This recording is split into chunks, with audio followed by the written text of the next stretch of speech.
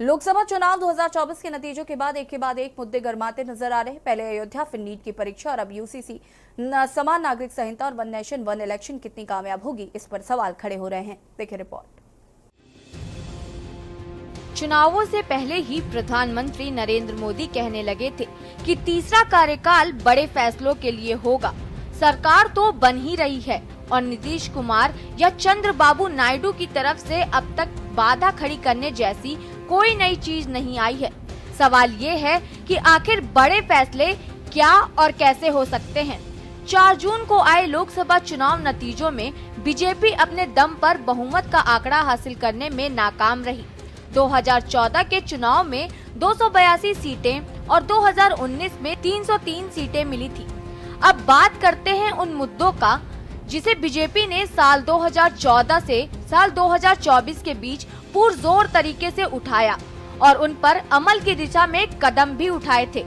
BJP के मुख्य एजेंडे में देश भर में समान नागरिक संहिता यूसीसी को लागू करना, एक राष्ट्र एक चुनाव शामिल है।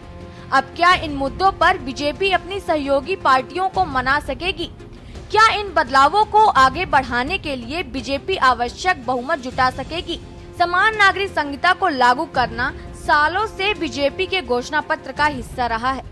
हालिया घोषणा पत्र 2024 में कहा गया था, जब तक भारत समान नागरिकता संहिता नहीं अपनाता तब तक लैंगिक समानता नहीं हो सकती है। हालांकि ये साफ नहीं है कि बीजेपी इस दिशा में कब आगे बढ़ेगी। अमित शाह पहले कह चुके हैं कि 5 साल पर्याप्त समय है। पार्टी की योजना को रेखांकित करते हुए उन्होंने कहा था, हमने उत्तराखंड में एक प्रयोग किया है जहां हमारी बहुमत वाली सरकार है, क्योंकि ये केंद्र के साथ साथ राज्यों से जुड़ा विषय भी है। उनका मानना है कि समान नागरिक संहिता एक बड़ा सामाजिक, कानूनी और धार्मिक सुधार है। यूसीसी का जो विरोध कर रहे हैं उनमें राजनीतिक दल, सिविल सोसाइटी और आदिवासी समूह शामिल हैं, जिन्हें अपनी पहचान खोने का डर है।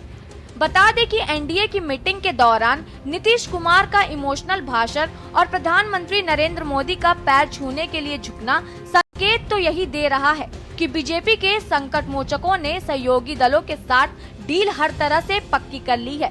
और अब जब सब कुछ मनमाफिक हो रहा है तो बड़े फैसले में भला कौन सी मुश्किल आड़े आ सकती है।